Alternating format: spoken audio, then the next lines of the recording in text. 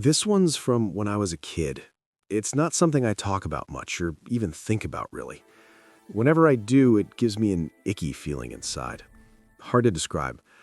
Maybe writing it down will give me some measure of release or whatever, but who knows. I went to a boarding school out in the suburbs. I was there starting in 8th grade and ended up staying through most of high school. I shared a room with this kid named Weston.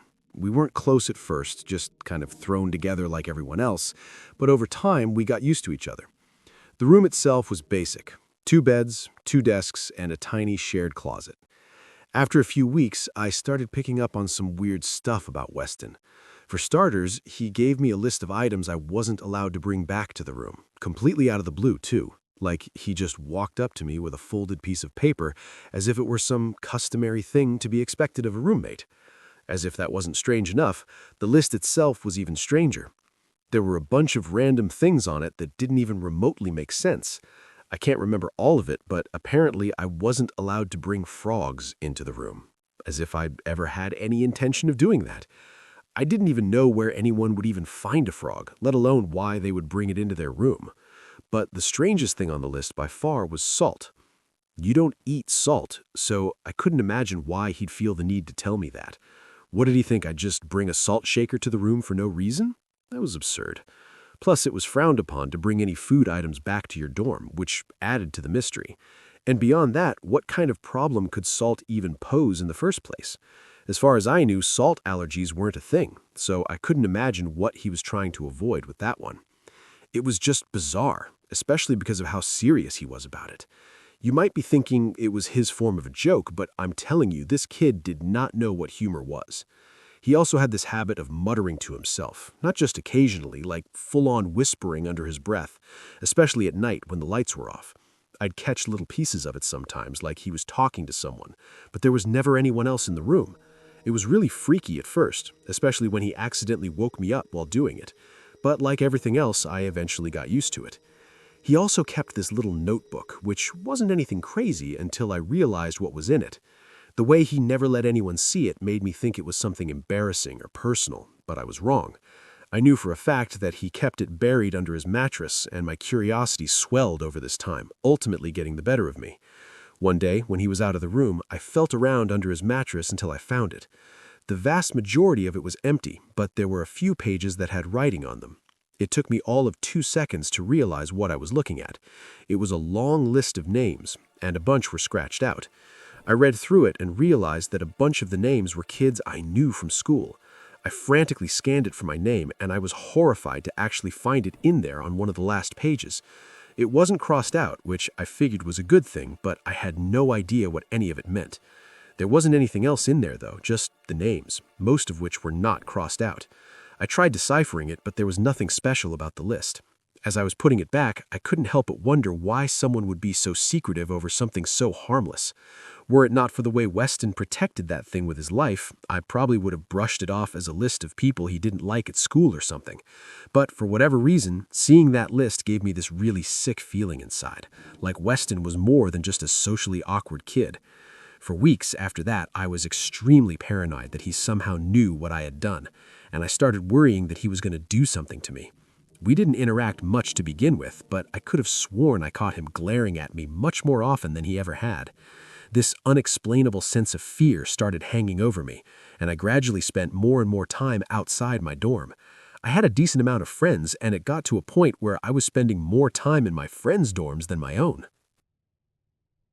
Then one night, something happened that made all my paranoia feel justified. I woke up randomly in the middle of the night. I had no idea what time it was, but it was pitch black outside and I couldn't see anything. At first, I thought I had woken up to Weston's muttering again, but as my eyes adjusted to the darkness, I realized the reality was much worse. Weston wasn't muttering. That's because instead he was literally towering over my bed, just standing there in the dark, smiling. His hands were slightly raised like he was about to do something, but it froze in mid-motion. I screamed. I couldn't help myself, and I sat up in the bed. Despite my outburst, he didn't stop smiling. He didn't even flinch at my scream. He just kept looking down at me without even altering his stance. The shock of having been woken up like that was one thing, but the way he didn't even react made it even scarier. When I finally demanded to know what he was doing, he just said I'd been talking in my sleep. Like that shell of a response somehow explained everything. Like it was totally normal to be standing over someone's bed at 2 in the morning. I didn't know what to say. I was still partly in shock, and the way he kept smiling even after explaining himself discouraged me from asking any more questions. He went back to his bed without another word.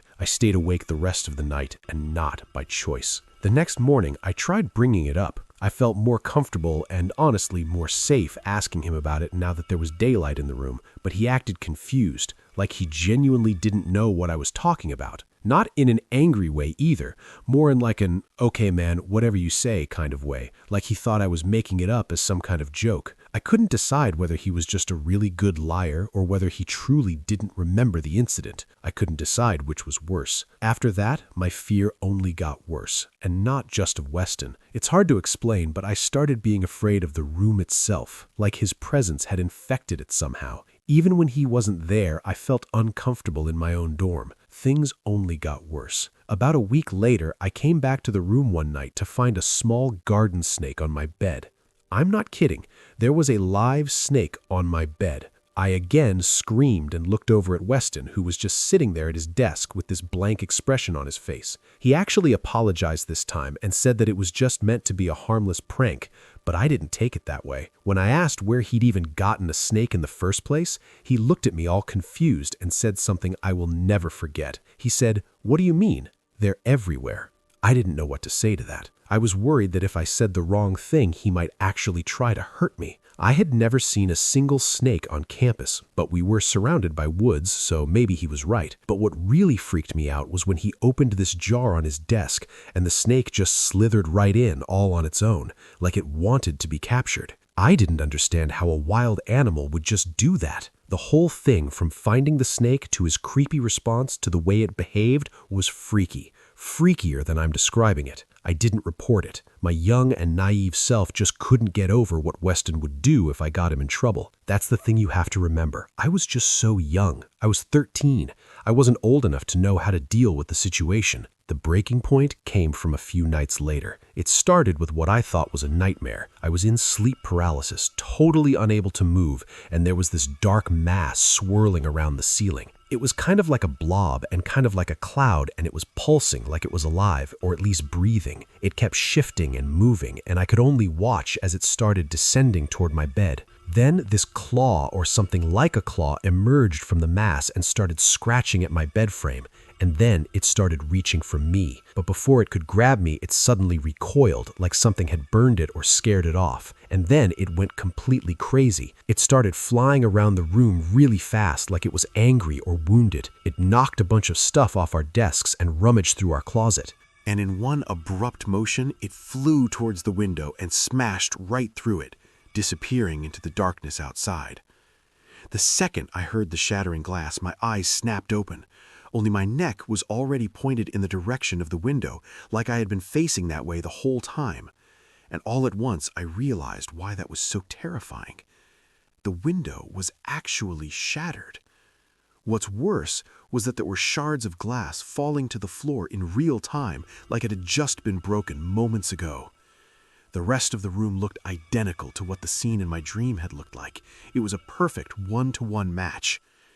Despite being confident that I was now awake, I still couldn't move. But it was the most terrifying moment of my life. I tore my eyes away from the window and realized there were long scratches in my bed frame in the exact spot that claw in my dream had scraped. The fear didn't go away, but the paralysis did. As soon as I could move again, my first thought was that Weston had done it somehow. I went to his bed, but he was fast asleep. He was even snoring, but I wasn't going to let him fool me again. I started shaking him, knowing he was faking it, but he didn't wake up. I kept shaking him, and the longer he stayed asleep, the more desperately I wished he'd wake up. It was such a nasty feeling. I was both deathly terrified of him and deathly terrified of what it would mean if he hadn't been behind the whole thing, if my nightmare hadn't been a nightmare. The moment I started thinking about that possibility, I started shaking. I wanted to be able to blame him for what had happened, or at least have some other person to make me feel less lonely and afraid. But he didn't wake up. It was too much for me to handle. I went back to my bed, curled up in a ball, and started crying. I didn't know what else to do. The broken window was real. The ransacked room was real. The scratches in the bed frame were real. A few minutes later, Weston finally woke up. He seemed genuinely shocked at the state of the room. I thought that meant we were in it together, but no. Instead, he accused me of having gone through his stuff, and we got into a screaming match. I couldn't believe he was trying to blame the whole thing on me when he was the psychotic one. He started hissing at me like a cat, and then he started yelling in a foreign language, one I had never heard before. It was not normal. Normal people don't do that. I felt like he was about to attack me. Things get kind of blurry after that. The RA showed up at our door, probably because of all the noise, and he escorted both of us out. I ended up sleeping in a vacant room that night. When I woke up the next morning, I was freezing. It took me a few seconds to realize why. The window in that room was wide open, even though I definitely remember it being closed. No one else was supposed to be in there. That was the nail in the coffin. My brain was already working on a rational explanation for what had happened the night before, but seeing that open window destroyed it all. One of the RAs told me to go get my things from my old room. When I got there, all of Weston's stuff was already gone. He must have cleared it out earlier that morning. Nobody told me what was going on. The administration just moved me to a different room with a different roommate. When I asked about Weston, they said he was no longer my concern. I never saw him again. Honestly, I don't remember much about the remainder of my time at that school. I think my brain just shut everything down and locked everything out as a last resort, or some kind of coping mechanism. I don't think I'll ever know what was wrong with that kid, Weston, but I don't care. I've thought of every possible explanation for what happened that night, and none of them make any sense. The window was broken from the inside. Anything that might have smashed it from the outside would have been lying on the floor.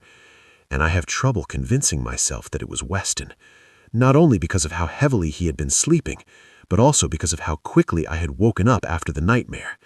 I would have seen him rushing back to his bed. Something abnormal happened that night, and it terrifies me to think that I might have witnessed it. That my nightmare hadn't been a nightmare.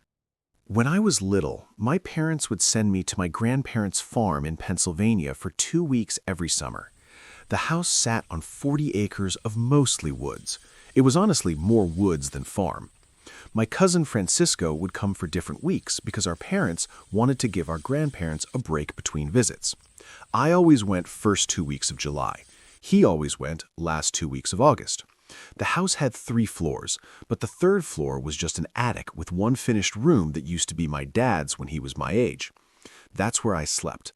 The ceiling slanted down on both sides, and there was one window that overlooked the backyard into the woods. My grandparents went to bed early, usually before 9. My parents told me it was rude to stay up past them, so I'd stay in my room after they wished me good night. I wouldn't sleep, though. I would stay up reading with a flashlight or playing my Game Boy. There wasn't much else to do there. The first summer went by without incident, but I started noticing weird things the second summer I was there. On one of the first nights, I was reading in bed when I heard footsteps on the attic stairs. They sounded soft, like someone was trying to be quiet. I watched as the door handle turned and pushed open about 6 inches. As soon as I saw the door opening, I shut my light off and pretended to be asleep. I honestly thought it was my grandma coming to check on me, and I was worried that I'd get in trouble if she found out I was awake.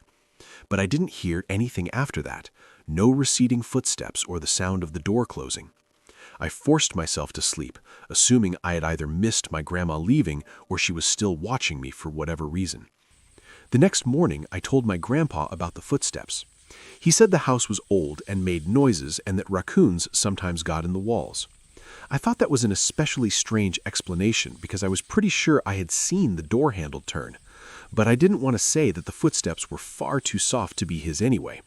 So I just assumed it was my grandma and he wasn't actually aware of it. 3 nights later, I woke up. Or at least I thought I woke up because my bed was shaking. There was someone standing at the foot of my bed. It was dark, but I could see their outline. I couldn't tell which of my grandparents it was, but it still scared me nonetheless. I closed my eyes and silently counted to 100.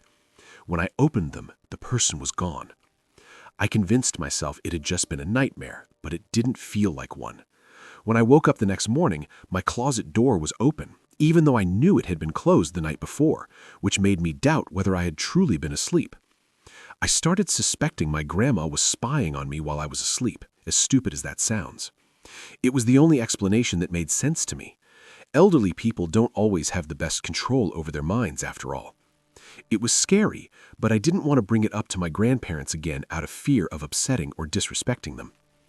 Similar things happened periodically over the course of that week and the next, and when it came time to go home, I was relieved. When my mom picked me up, I told her everything. She laughed and said it was impossible to get my grandma out of bed after she fell asleep. Then she told me I had an active imagination and that old houses were creepy.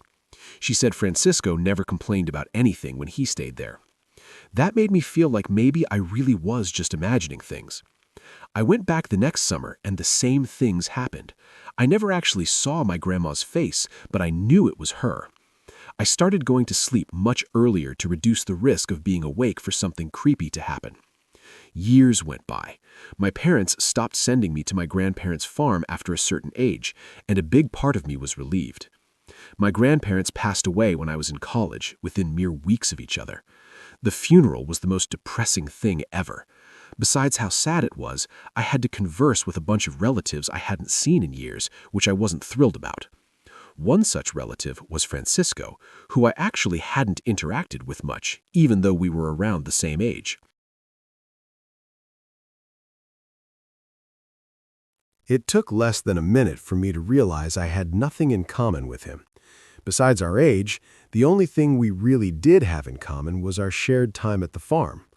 So I asked him about it, not really knowing what else to talk about and feeling like something related to our grandparents was a valid topic of conversation. I told him about what I had experienced there. The footsteps, the figure, the closet door. I even told my theory about it being our grandma. I expected him to laugh or maybe agree with me, but I was wrong. With a blank expression, he said, and I'll never forget this, "That's nothing. That thing used to touch me."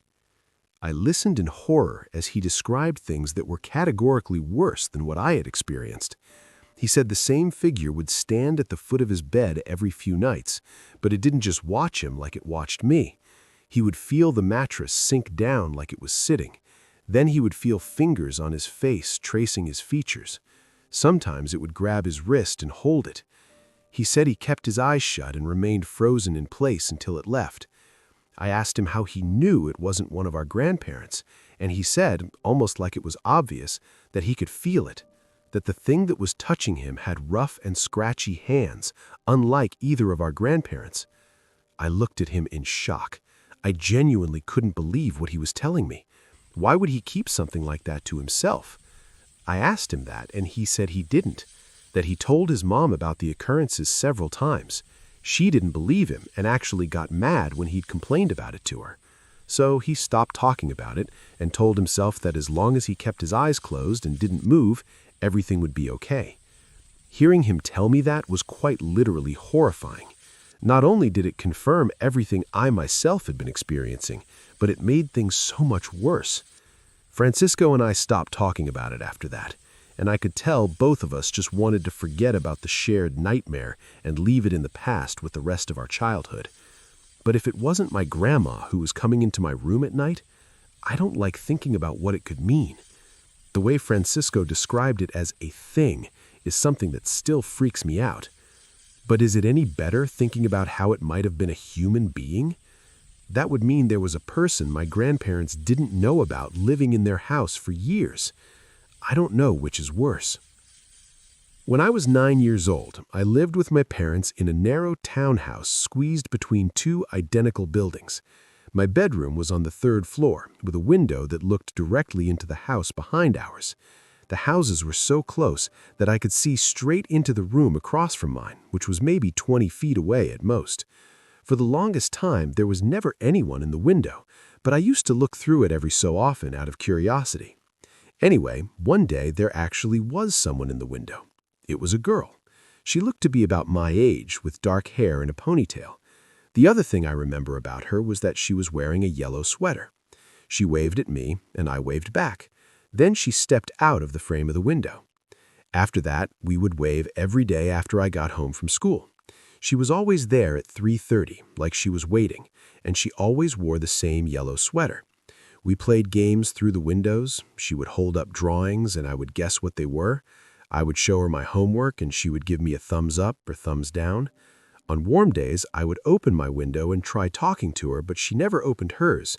She would just smile and point to her ear like she couldn't hear through the glass. I figured her parents were strict about keeping the windows closed. One day, I asked my mom about the girl. My mom said the Murphys lived there, an older couple with no kids. I told her about the girl, and she said maybe they had a granddaughter visiting. That made me kind of sad because it meant she would probably disappear one day. But she didn't. She was there almost every day at around exactly the same time, and we played our games for 30 minutes to an hour before she would walk out of view. A few weeks later, I woke up around 2 a.m. to tapping. I walked over to my window and realized it was the girl. She was at her window, which was strange because I had never seen her at any time other than right after school. She wasn't smiling like she normally was. She pointed down at something I couldn't see and put her hands together like she was begging. I didn't know what she wanted, but it started to scare me, so I crawled back into bed. The tapping continued for a few more minutes and then stopped. She wasn't at the window for 3 days after that. I started thinking I had upset her by ignoring her that night. But then, on the 4th night, the tapping woke me again. This time, she was pressing both hands against the glass. Her mouth was moving like she was saying something, but I wasn't able to hear her since her window was closed. Her breath fogged up the window, which was strange because it was the middle of May and warm. She kept mouthing the same words. It honestly looked like she was saying, "Help me." Then she stepped back, and I saw something that made me freak out. There was a dark stain on her yellow sweater, like a blotch of paint or mud. I ran to my parents' room, almost crying. My dad ran to my room and looked out my window, but the light was off and the girl wasn't in the window anymore. My parents convinced me it was just a nightmare and told me to go back to sleep. The next afternoon, after the girl didn't show up in the window, I climbed our back fence and saw Mrs. Murphy in her garden. I smiled and waved, and she looked happy to see me, even though we had never met. I asked her about the girl in the 3rd-floor room. She stopped smiling, sat down her watering can, and walked a little closer to the fence. The way she stopped smiling so abruptly kind of scared me. She asked how long I had been seeing her. I told her a few weeks. She asked what this little girl looked like, and I described her dark hair and yellow sweater and how she never opened her window. Then Miss Murphy told me to go back inside. I thought I was in trouble. Things changed a lot after that day. I was pretty sure Mrs. Murphy called my mom, which made me think I was in trouble even more. My parents moved my bed to the opposite wall that same night. They hung thick curtains over my window, the heavy kind that blocked all the light. When I asked why, they said it was to help me sleep better, but I knew something was wrong. The next day, on the way home from school, my mom told me I couldn't play the waving game anymore. When I asked why, she just said I was too old for imaginary friends. I told her she wasn't imaginary, that I had seen her for months. My mom just repeated that I couldn't go to the window anymore. I was so confused and honestly hurt. No one would explain anything to me. My friend was gone. She never appeared in the window again. My parents acted like I had done something wrong by seeing her, not like I could express my feelings to them anyway. I was disobeying them by just going to the window in the first place. We moved like a year later. It wasn't until I was in high school that my mom finally explained things to me, or more specifically, what Mrs. Murphy had told her. Apparently, the previous owners had a daughter named Jenna. She was 11 when she was hit by a car right in front of the house. It happened just after school, and she was wearing a yellow sweater on that fateful day. The family moved out shortly after. When the Murphys bought the house, they tried to use that 3rd-floor room, but ended up sealing it completely after things kept happening. My mom didn't really elaborate on that part. I don't think she knew. She just said that Mrs. Murphy had always been very spiritual. I'm 34 now. I live in a house with no windows facing other buildings. That's not an accident. I developed a kind of phobia for windows, reflective surfaces too. I've had a couple dreams about that girl in the window over the years. It's never a bad dream. I never see her with a stain on her sweater like I had that one night. But she doesn't smile in my dreams like she used to smile at me. This will forever be one of those freaky experiences that just doesn't have an explanation.